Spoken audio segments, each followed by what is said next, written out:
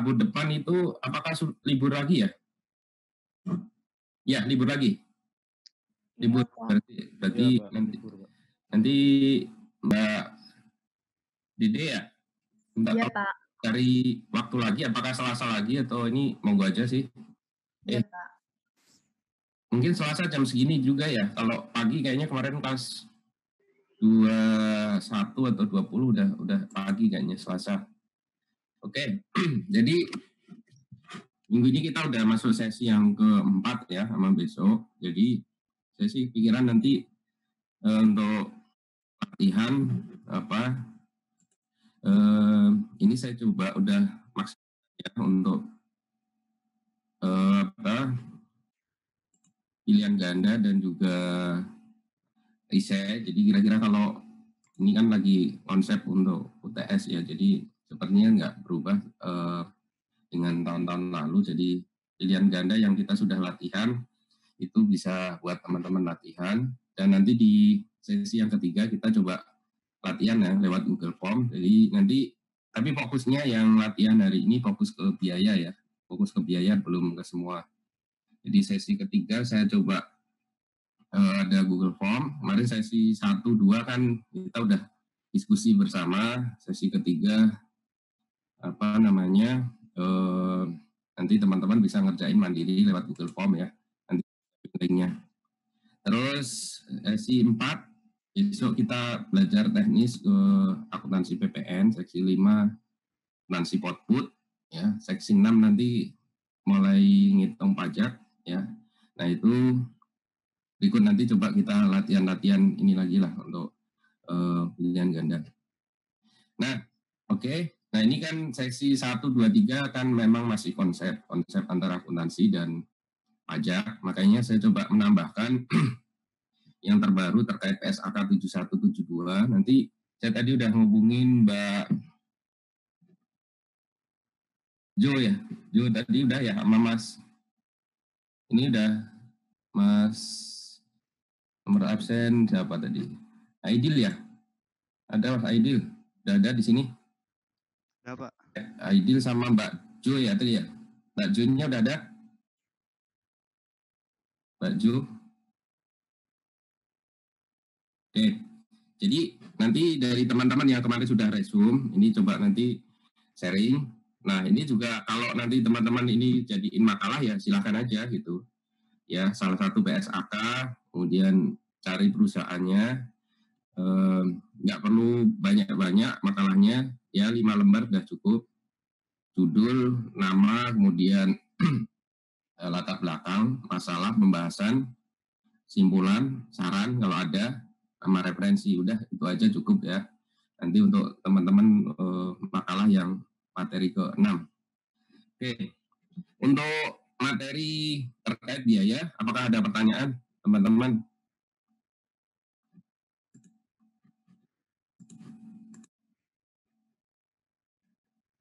Jadi nggak biaya atau expense sama aja kalau di sini kan, cost atau expense ini hanya istilah saja kalau di akuntansi. Nah, biaya ini kalau memenuhi unsur 3M, jadi mau apapun nantinya kita ketemu ya lead bank, ya entertain, kan selalu judulnya 3M nggak? 3M. Ini masa manfaatnya kurang atau lebih. Nah, kalau kurang kan tentu langsung jadi biaya kan. Ya listrik misalnya, ya manfaatnya hanya 1 bulan. Ya tentu akan langsung dibebankan gitu ya. Nah, kemudian kalau masa manfaatnya lebih dari 1 tahun, ya tentu lewat dikapitalisir ke aset. Depan ya, itu neraca, libur lagi ya, lakukan penyusutan. Kalau aset tetap, kemudian kalau di itu intangible aset, jadi ya nanti dari teman-teman yang kemarin sudah lewat amortisasi. Oke. Nah, kalau yang 3M ini kan ya nanti kaitannya ke koreksi fiskal ya. Ini pajak kan nggak mengakui.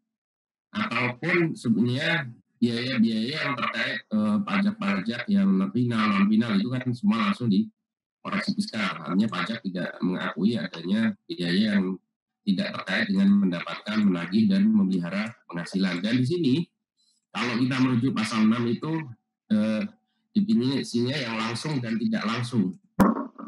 Nah, inilah kadang jadi diskut nih. Kalau langsung terkait dengan usaha, oke, tapi yang nggak langsung gimana nih? Nah ini kadang pemeriksa menganggap, oh ini nggak terkait dengan 3M gitu ya. Tapi WP akan berdalil, loh Pak, ini kan langsung tidak langsung gitu ya, merujuk ke pasal 6 ayat 1 itu. Kalau teman-teman baca di 6 ayat 1 kan kata-kata yang dipakai langsung dan tidak langsung. Kemudian kompensasi rugi ya, ini ya tentu di 6 ayat 2 sehingga nanti bisa juga diperhitungkan ketika kita ngitung pajak akhir tahunnya ya. Ini mungkin yang perlu jadi perhatian kan, bagaimana kalau dia ikut TA ya, ikut tax amnesty, apakah ruginya bisa dikompen. Kemudian kalau dia memanfaatkan tarif UMKM, ya rugi misalnya tarif UMKM-nya, tapi tahun depannya dia misalnya langsung melejit. Tahun 2019 dia pakai UMKM, sebenarnya realnya rugi. Ya. Kemudian 2020 ini omsetnya karena dapat proyek banyak misalnya ya, langsung laba. Nah, apakah kerugiannya bisa dikompen ke sini? Nah, ini hal-hal yang mungkin perlu dicek ya di peraturannya. Kalau di amnesti pajak mestinya sih enggak ya, udah final ya. Ini juga sama nih, kalau dia rugi kan sebenarnya kalau dengan final udah selesai sebetulnya. Jadi nggak bisa dikompen ya. Nah, hal-hal kayak gini nih kadang ya perusahaan atau ini juga masih ke bawah gitu ruginya. Kemudian fasilitas, ini kan ada PMK PP baru ya, PP 94, kemudian di PP 45 ya. Ini intinya kan dua ya, terkait Litbang ya, dia dapat fasilitas tambahan ya, insentif. Ini sebenarnya sebelum ada Covid sudah ada insentif nih ya, sama itu magang yang vokasi itu ya, yang 200%. Jadi kalau perusahaan melakukan program vokasi ini ada pengurangan lagi nih. Nah ini mungkin akan baru kelihatan di SPT 2019 ini. Oke, baik, ini saya kira ya lainnya ya, ini beberapa mengulang ya. Jadi kalau ada hal-hal yang mau ditanyakan, mau tidak acuan internasionalnya gitu loh. Nah, kalau ada transaksi entah itu ya tambang batu bara dan ya komoditas sawit, nah tapi nggak mengicu ke harga wajar, yaitu indikasi bahwa transaksinya nggak wajar gitu. Jadi melihat wajaran atau tidaknya itu sebenarnya ada dua sih. Lihat dari sisi price-nya yang nggak wajar, atau dari sisi profitnya. Ya, kalau transaksinya mungkin kita uji ya, kita cek satu-satu, kita bisa dapetin faktur per faktur. Cuma itu kan repot ya, periksa kayak gitu. Apalagi faktur per faktur cocokin agak susah. Nah biasanya di level profitnya ya, ini perlu effort luar biasa kalau ini, karena harus bandingin beberapa sama tadi. Jadi itu ya data, istilahnya data pembanding. Ada harga komoditas, harga acuan ada. Atau kalau uji profit itu biasanya ya data perusahaan di BEI ya, profitnya wajar tidak. Nah itu adalah isu itu kalau kita ketemu transaksi yang terkait pasal 18 ya kan, dasar hukum bisa menekan harga wajar kan di sana terkait hubungan istimewa pasal 18, atau kalau dia terkait ya nanti persediaan, jual-jual di persediaan pasal 10 itu kan juga, kalau dipengaruhi hubungan istimewa dia kan harus pakai harga yang seharusnya. Harga seharusnya ini yang sebenarnya harga wajar ya, bukan harga yang sesungguhnya. Begitu juga kalau nanti terjadi transaksi jual beli aset tetap, sementara mereka dipengaruhi hubungan istimewa. Artinya penjual pembeli itu dia afiliasi, maka dia harus pakai harga wajar. Nah harga wajarnya apa? Ya kalau kita nggak bisa dapetin misalnya tadi dari press list komoditas atau bursa, ya penilai, kita minta penilai gitu. Ya kalau di DJP itu kan ada penilai, atau kalau di yang independen ya ada kan masyarakat penilai itu dia bisa menilai gitu ya. Jadi berapa wajarnya, termasuk kalau misalnya bank mau ngasih kredit kan dia nilai dulu tuh berapa jaminannya. Jadi nggak langsung, misalnya ada debitur mau pinjam 100, jaminannya rumah misalnya, dia kan nggak langsung kasih nih, pasti dia akan ke appraisal dulu. Nah itu appraisal kan harga wajar kan. Nah itu bisa juga kita minta ke penilai ya untuk melakukan penilaian harga wajarnya. Saya kira gitu Mas ya. Ya Pak, terima kasih. Oke. antara PSAK 71 dan PSAK 75, PSAK 55 yang lama. Yaitu pertama klasifikasi dan pengukuran, kedua penurunan nilai aset, ketiga akuntansi lindung nilai. Nah, yang pertama itu klasifikasi dan pengukuran. Itu terdapat dua perbedaan yang paling mencolok, yaitu tentang pengklasifikasian aset keuangan dan juga liabilitas keuangan. Untuk pengklasifikasian aset keuangan itu ditentukan dengan dua metode, yaitu SPPI test dan business model. Tapi dalam beberapa kasus tertentu itu bisa menggunakan opsi, yaitu dua, yaitu opsi fair value through profit or loss atau opsi fair value through other comprehensive income. Nah, sedangkan untuk liabilitas keuangan itu pengklasifikasiannya ditentukan dengan dua cara juga, yaitu biaya perolehan yang diamortisasi atau amortized cost, juga dengan diukur pada nilai wajar melalui laba rugi atau fair value through profit or loss. Juga sama, dia ada kasus, jika ada kasus tertentu itu diberikan opsi, tapi opsinya cuma satu, yaitu fair value through profit or loss. Untuk reklasifikasinya itu kalau dia aset keuangan, dia hanya bisa jika terjadi perubahan model bisnis, dan ini sangat jarang terjadi. Sedangkan untuk liabilitas keuangan itu tidak diizinkan untuk melakukan reklasifikasi. Lanjut kita yang kedua, penurunan nilai aset. Penurunan nilai aset itu di PSAK yang terbaru ini kita harus mempertimbangkan informasi masa lalu, terkini, dan masa depan. Konsepnya tuh kayak expected loss. Konsepnya itu expected loss, dan perusahaan itu harus melakukan assessment. Juga perusahaan bisa menerapkan kriteria yang berbeda, tapi dia harus mempunyai dasar dalam menerapkan kriteria tersebut. Lalu yang ketiga itu akuntansi lindung nilai. Nah, di perubahan akuntansi lindung nilai pada PSAK terbaru ini, yang paling signifikan itu ialah bagaimana cara perusahaan itu nentuin apakah dia itu menggunakan akuntansi lindung nilai atau tidak. Nah, lalu juga di PSAK yang terbaru ini, relaksasinya itu ialah lebih banyak akuntansi lindung nilai yang diperbolehkan, sedangkan sisanya itu sama saja. Lalu kita lanjut ke PSAK 72. Untuk PSAK 72 ini, sebenarnya ini sudah kita bahas di manajemen keuangan, akuntansi keuangan menengah semester 4 kemarin. Nah, jadi intinya pada PSAK 72 ini perbedaannya dengan PSAK yang sebelumnya, di mana pada PSAK 72 ini semua jenis usaha itu diintegrasikan perhitungannya dengan satu metode yaitu 5-step model. Kalau sebelumnya itu berbeda jenis industri dan usaha itu berbeda-beda cara menghitung dan mengklasifikasikannya. Mungkin kayak gitu. Nah, di sini aku bakal jelasin secara inti saja 5-step model itu kayak mana, karena kita sudah belajar ini semester 4 kemarin.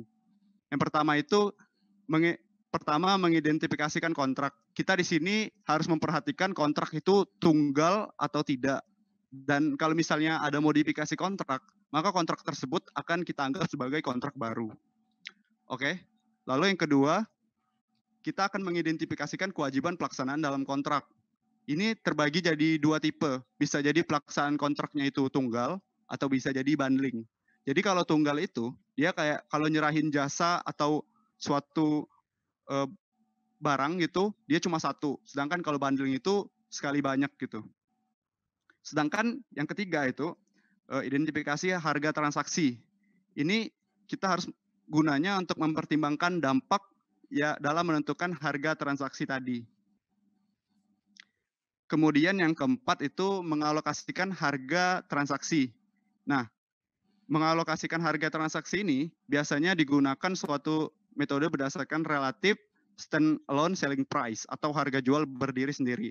Ini sangat berguna untuk yang bundling tadi ya, yang terpisah, yang lebih dari satu kontrak, pelaksanaan kontraknya lebih dari satu.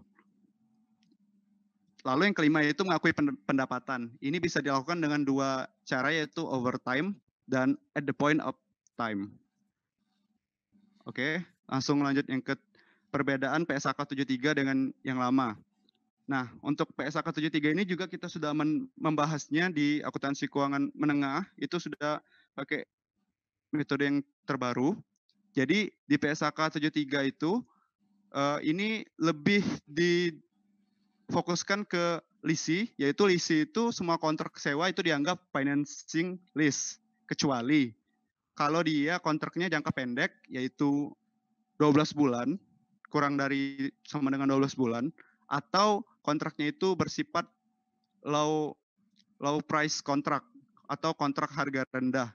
Itu nggak di state langsung di PSAK 73 ini, tapi ada patokan lain yaitu IFRS itu sekitar 5.000 US dollar. Dan juga dikatakan kalau low price kontrak itu kayak misalnya sewa PC, personal komputer, komputer tablet kayak gitu.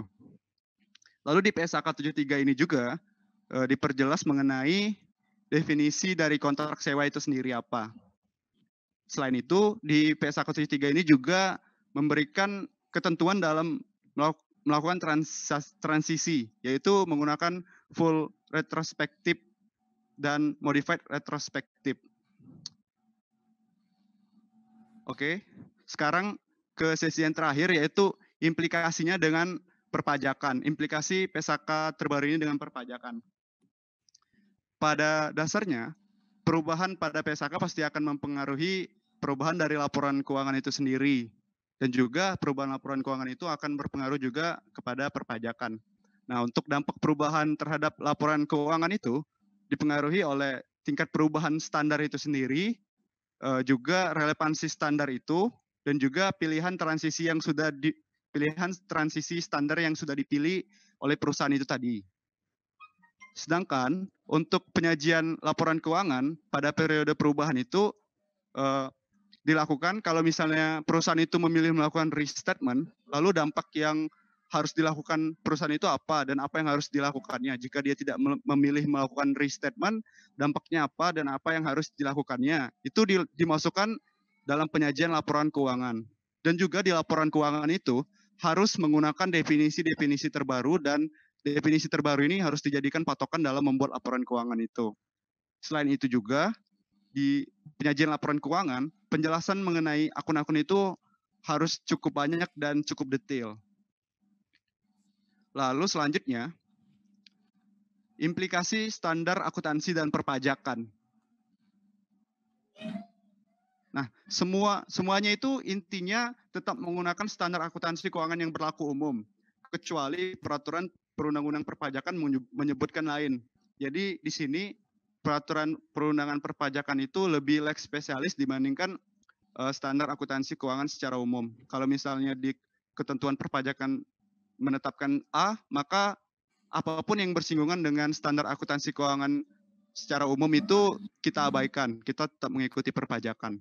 Contohnya itu pajak tidak mengenal penyajian metode transisi retrospektif. Kemudian yang terakhir, implikasi terhadap perpajakan. Ini kita balik lagi yang PSAK 71, 72 dan 73. Jadi dari 71 dulu itu untuk klasifikasi itu implikasinya untuk pengukuran fair value through profit or loss itu tidak diakui di perpajakan. Juga pajak itu tidak mengakui nilai wajar. Nah, sedangkan untuk impairment atau penurunan nilai, penyisian piutang itu tidak diperkenankan bagi perusahaan, termasuk juga untuk lembaga keuangan. Jadi tidak boleh melakukan penyisian piutang untuk perpajakan. Lalu untuk lindung nilai, di sini perpajakan belum mengatur secara khusus mengenai aturan lindung nilai. Jadi kita bisa lagi berpatokan kepada standar akuntansi keuangan yang berlaku. Sedangkan untuk PSAK 72, ini perubahan yang paling signifikan itu terdapat pada pengakuan pendapatan, terutama dari sisi PPN-nya. Dan PSAK 73, itu implikasinya terhadap perpajakan itu ialah di perpajakan itu mengatur khusus baik untuk sewa opsi, tanpa opsi, dan sewa tanah dan bangunan. Jadi kita berpatokan kepada peraturan perpajakan mengenai ini. Dan juga dokumentasi karena nilai PPh 23 berdasarkan sewa yang dibayar, bukan berdasarkan nilai beban dalam laporan keuangan. Baiklah, mungkin ini saja penjelasan singkat dan semoga saja jelas kepada teman-teman. Mohon maaf kalau Siap, ada informasi yang salah, saya kembalikan ke Bapak. siap. Mas, ini sorry yang akhir ini tipe mungkin Mas ya? Iya, Yang ini. ini harusnya 73. Oke. Terus yang 71 itu kan mungkin ini ya, istilahnya apa? Kalau di pajak itu ada CKPM ya, PMK 1 itu. Jadi kalau ini sih memang penyisian nggak boleh, cuma untuk lembaga perbankan, kemudian pembiayaan itu kan ada memang diperbolehkan ya. Tapi dia Oh, khusus kan yang ini, yang lembaga keuangan ini, ya kan PMK 81 tahun berapa itu 2000 yang dia lancar tidak lancar itu kalau perbankan kan memang diperkenankan ya. Cuma emang strict itu di pembiayaan sama ini apa leasing sama reklamasi itu di pasal 6 kan tadi ada juga ya. Terus oke, kalau 71 dia masuk ke profit loss ya apa misalnya nanti akan ada yang mungkin masuk ke profit loss atau OCI ya tadi ya. Baik. Terus ini tadi 73 kalau 73 kan memang pajak punya KMK itu ya, KMK yang lama 1195 ya. KMK tahun 91 tapi masih berlaku buat mengatur tentang leasing ya kalau di pajaknya. Kalau di 72 mungkin di saya cek sih 2018 mungkin agak berbeda ya kalau di ekualisasi. Kalau 2019 kayaknya udah mulai antara PPH PPN pasti beda, cuma nggak material lah mestinya ya. Lebih ke beda waktu aja kan sebenarnya kalau 72 ya antara PPH sama PPN ya. Karena tadi pengakuan pendapatannya pakai 5 tahap tadi ya. iya. Baik, terima kasih Mas Aidil ya. Berikutnya Mbak. Yang teman-teman dan Bapak, Ya. Di sini saya akan menjelaskan rangkuman saya mengenai PSAK 71, 72, 73 serta implikasi perpajakannya. Sebenarnya sebagian besar sudah dibahas oleh Mas Aidil, jadi saya singkat saja. Untuk yang pertama, yaitu PSAK 71 terkait instrumen keuangan. Perubahannya itu ada 3. Pertama, terkait klasifikasi dan pengukuran. Yang kedua, penurunan atau impairment. Yang ketiga, akuntansi untuk lindung nilai. Untuk klasifikasi dan pengukuran aset keuangan, ini perbedaannya sebenarnya cara perhitungannya sudah ada di PSAK 55 yang lama. Cuman dasar klasifikasinya, cara mengklasifikasikannya jadi beda. Sebenarnya yang FVTPL ini sudah ada di PSAK 55, loans dan receivable atau held to maturity ini pakai amortized cost, dan AFS ini sama dengan FVOC. Lalu yang menjadi dasar klasifikasinya ada 2 tes, yaitu SPPI test, yaitu solid payments of principal and interest, yaitu ada arus kontraktual dan pembayaran pokok dan bunga. Lalu yang kedua kita lihat model bisnisnya, apakah dia hold to collect and selling, atau trading. Namun di dalam standar ini terdapat opsi, artinya perusahaan diberikan pilihan pengukuran yaitu opsi FVTPL dan opsi FVTOC, namun opsi ini hanya bisa dilakukan pada initial recognition dan tidak bisa dibatalkan selama aset keuangan itu masih ada. Untuk opsi FVTPL ini mengeliminasi accounting mismatch yang timbul dari pengakuan gain or loss, aset dan liabilitas dengan dasar yang berbeda. Lalu untuk FVTOC ini perubahan nilai wajarnya disajikan di dalam OC. Lalu untuk penurunan nilai aset keuangan ini berubah, yang tadinya incurred loss di PSAK 55 sekarang menjadi expected credit loss. Artinya perusahaan harus mempertimbangkan informasi masa lalu, kini, dan depan atau forward looking. Kondisi-kondisi dalam impairment itu kan dibagi jadi beberapa stage. Yang pertama dia masih performing. Yang kedua dia credit risk-nya meningkat. Dan stage yang ketiga dia sudah default.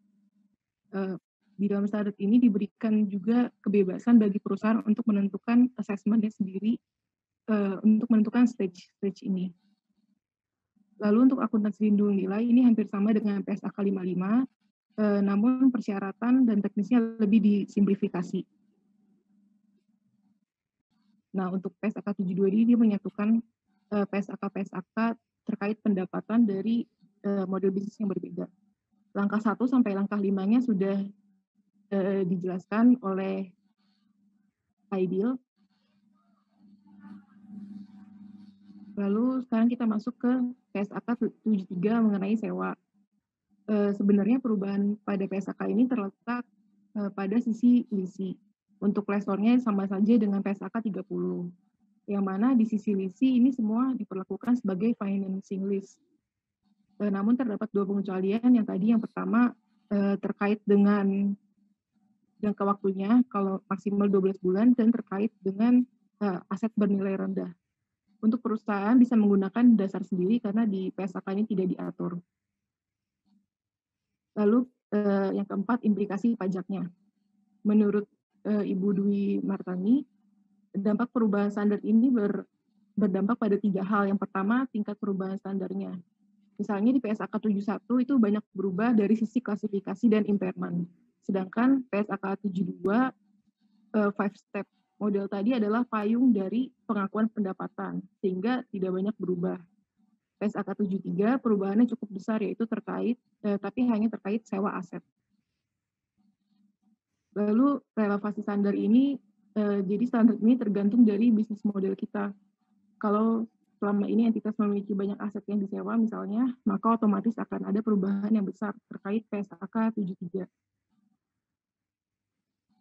Di dalam pasal 28 ayat 7 UU KUP, pembukuan harus berdasarkan SAK, kecuali ketentuan pajak menentukan lain. Artinya, jika tidak ada peraturan khusus dalam pajak, maka perusahaan akan menggunakan SAK.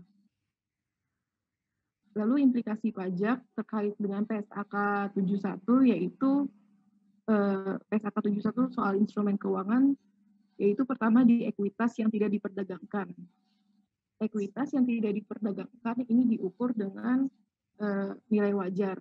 Dan untuk yang FPTL, pajak tidak mengakui pendapatan dan perubahan nilai wajar, sehingga nanti akan dikoreksi fiskal. Lalu FVOC ini penghasilan komprehensif, bukan merupakan objek pajak. Lalu untuk ekuitas yang diperdagangkan di pasar modal, ini diukur pada nilai wajar. Dan pajak tidak mengakui perubahan nilai wajar. Serta pengenaan pajaknya ini final saat dijual. Sehingga akan ada koreksi fiskal atas perubahan nilai wajar yang belum direalisasi. Lalu terkait amortized cost, menggunakan bunga efektif dan bukan bunga kontraktual. Sehingga nanti beban bunganya tidak sama dengan dasar penghitungan bunga withholding PPh 23. Untuk reklasifikasi aset keuangan, ini dapat memunculkan keuntungan dan kerugian. Namun pajak tidak mengakui karena belum direalisasi sehingga harus dikoreksi fiskal. Untuk PSAK 72 ini contohnya imbalan variabel. Misalnya pengakuan pendapatan dengan estimasi, maka nanti antara billing dan pencatatannya akan berbeda. Misalnya fakturnya 100, namun secara akuntansi diakuinya 90. Di mana yang kita tahu di dalam pajak tidak ada estimasi. Lalu untuk PSAK 73, perubahan pada sisi penyewa ini akan menimbulkan aset hak guna dan liabilitas sewa, serta beban depresiasi dan beban bunga. Terkait dengan sewa pajak, ini ada aturan khususnya di PP 05 tahun 2002 yang mengatur klasifikasi sewa, pembiayaan atau opsi. Ekualisasi PPh 23 sewa dan PPN ini akan menjadi agak sulit karena beban depresiasi dan beban bunga tidak sama persis dengan sewa yang dibayarkan, kecuali untuk sewa yang dibayar tunai di depan. Perbedaan ketentuannya ini di pajak, sewa meliputi seluruh jasa dan sewa misalnya tanah dan bangunan. Sedangkan di akuntansi ini ada pemisahan komponen sewa dan non sewa. Perbedaan ini akan berdampak nilai sewa menurut pajak akan berbeda dengan dasar pencatatan aset hak guna menurut akuntansi yang hanya mengakui komponen sewanya saja. Lalu untuk ketentuan pajak, objek sewa ini sudah ada di PPh 4 ayat 2 untuk tanah dan bangunan dan diatur lebih lanjut di PP 05 tahun 2002. Dan pajak mengenal klasifikasi sewa sebagai sewa dengan opsi dan sewa operasi. Itu ada di KMK 1169 tahun 91.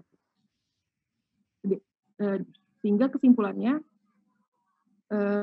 ketentuan pajak dan akuntansi itu memiliki dasar filosofi yang berbeda, sehingga untuk hal yang diatur khusus kita harus mengikuti ketentuan pajak.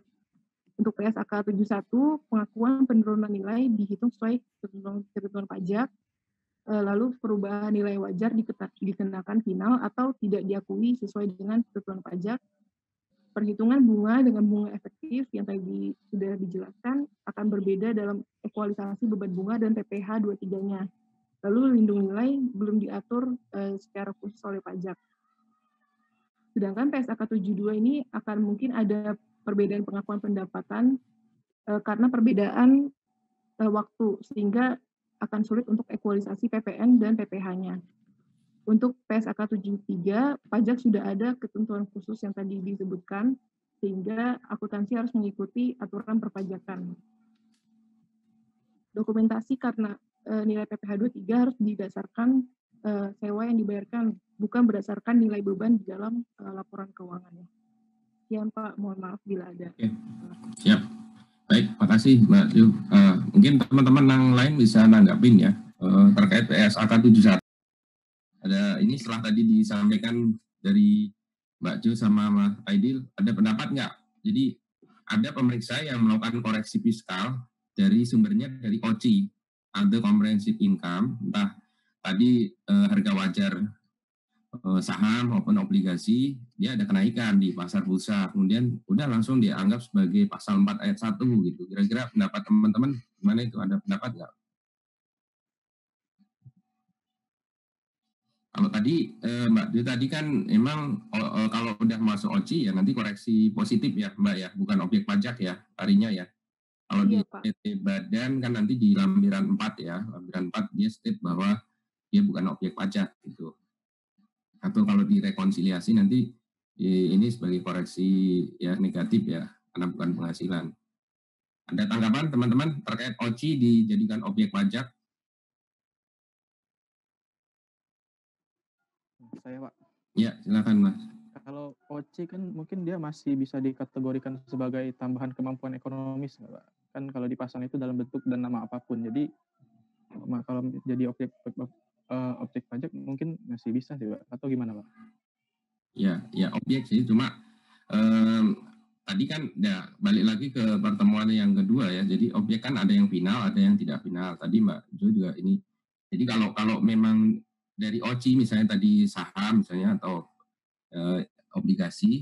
Nah, kalau pajak itu baru akan dia kenakan pajak kan ketika dia jual ya. Misalnya harganya naik nih, dijual. Itu kan nanti dia kena 0,1 di bursa, itu kan udah langsung ke sana. Tapi begitu harganya naik nih, perusahaan A punya saham Telkom misalnya. Di Telkom naik kan kita nggak bisa, wah ini kenain pajak aja ini, kan nggak bisa dari situ kan. Karena itu kan masih berupa catatan aja sebetulnya kan. Belum menjadi realisasi. Nah, begitu nanti saham di Telkom dijual, itu udah kena otomatis kan kena pajak kan di otoritas bursa itu, entah BI, KP apapun ini kan yang mencatat dia akan motong 0,1.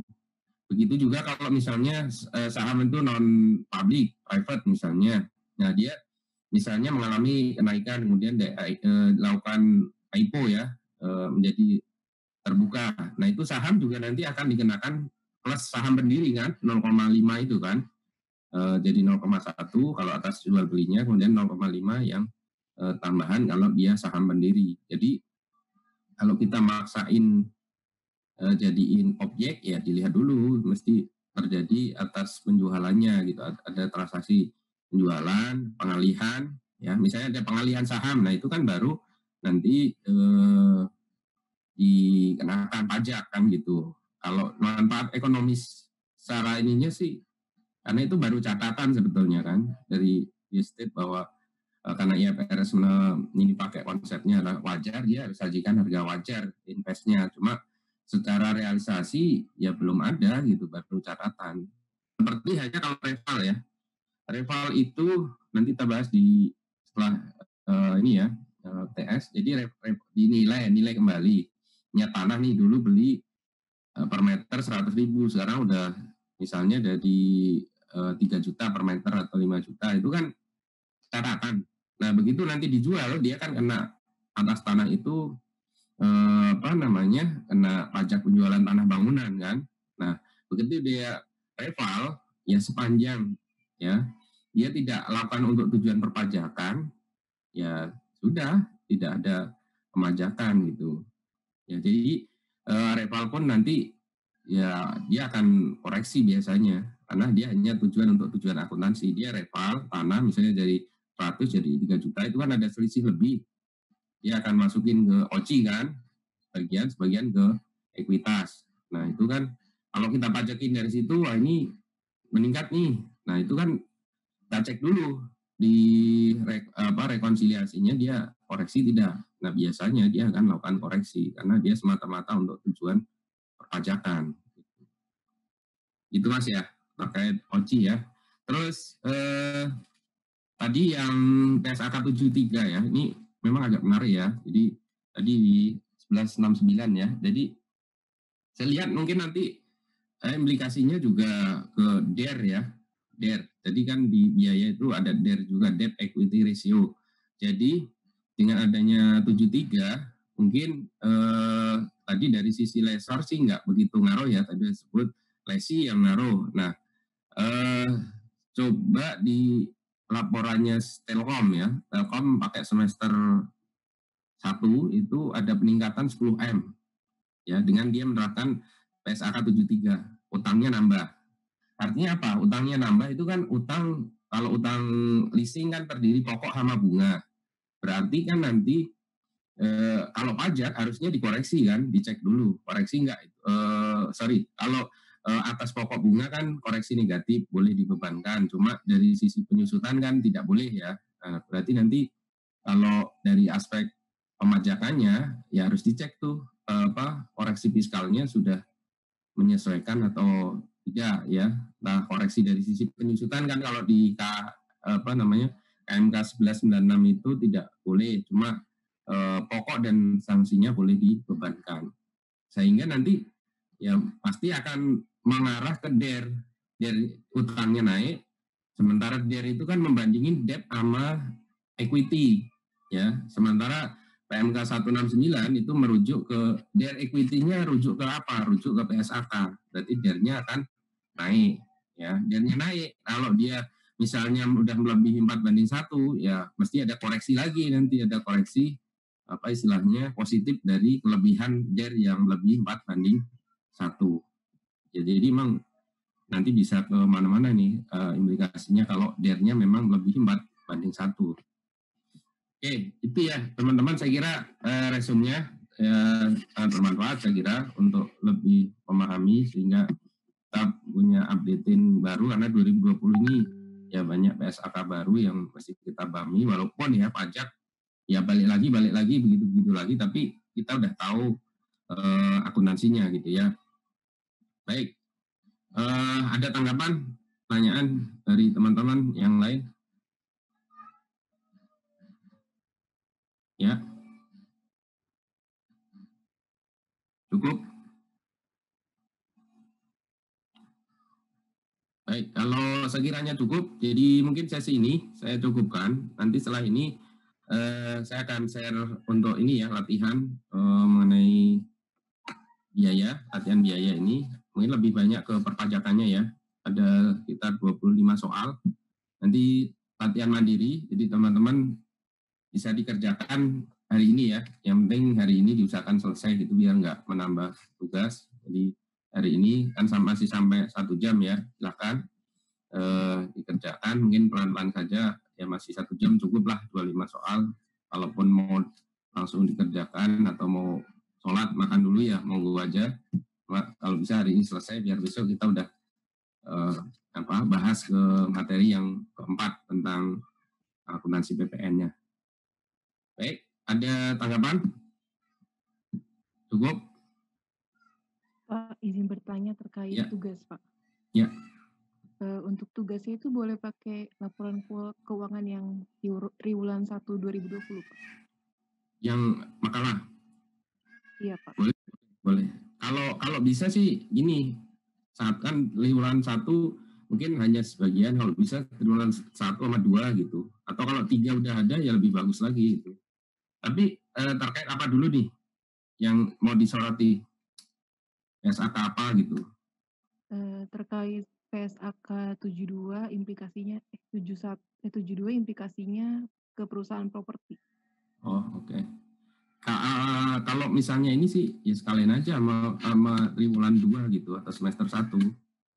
Kan lebih lengkap itu, Mbak. Dan datanya udah publish kan? Perusahaan real estate sih rata-rata udah publish tuh. Tapi kalau misalnya nih dapatnya hanya triwulan 1 ya nggak apa-apa gitu. Tapi akan lebih lengkap sekalian aja gitu semester 1. Ya, semester 1 maksudnya yang per Juni gitu. Itu perusahaan apa, Mbak? PT apa yang udah dapat? PP Properti, Pak. Oh, properti. Oke. Ya, monggo aja. Tapi saran kan kalau bisa, kalau hanya misalnya sampai Maret kan tanggung gitu loh. Jadi kalau bisa sekaliannya sampai Juni gitu. Jadi udah nambah kan transaksinya kan. Dan udah ada pengaruh COVID juga kan. Kalau triwulan 1 kan sepertinya ya kemarin sudah ada tapi mungkin belum terlalu ini besar. Kalau sampai Juni kan ini memang udah PSBB dan udah ini, nah kira-kira nanti kan bisa dilihat tuh ininya. Ya, seperti itu Mbak. Dan ini kalau sebenarnya kalau dia yang pakai yang selain properti ya, selain real estate itu ada kewajiban angsuran 25 itu menyesuaikan gitu. Ya, itu pakai laporan semesteran. Ya, jadi akan lebih inilah kalau udah setengah tahun dibanding hanya 3 bulan gitu. Kalau bisa sih saran itu sampai Juni aja Mbak sekalian gitu. Ya. Baik Pak, terima kasih. Oke. Baik, ada teman lain cukup ya teman-teman. Jadi untuk sesi pembahasan dan juga ini materi sesi 3 kita cukupkan. Insya Allah kita besok sambung lagi dan teman-teman bisa menyelesaikan latihan mandiri lewat Google Form nanti yang akan saya share di WA Group ya. Baik, saya kira hari ini cukup sekian dulu. Sekali lagi mudah-mudahan sehat walafiat buat kita semuanya ya, semangat terus ya, mudah-mudahan tetap semangat ya, dan bermanfaat ya ilmunya yang kita pelajari ini ya.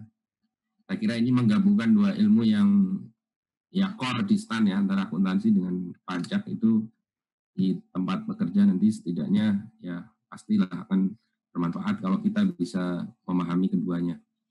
Baik, selamat siang. Assalamualaikum warahmatullahi wabarakatuh. Waalaikumsalam. Waalaikumsalam warahmatullahi wabarakatuh. Terima kasih, Pak. Ya, siap. Pak. Oke, siap.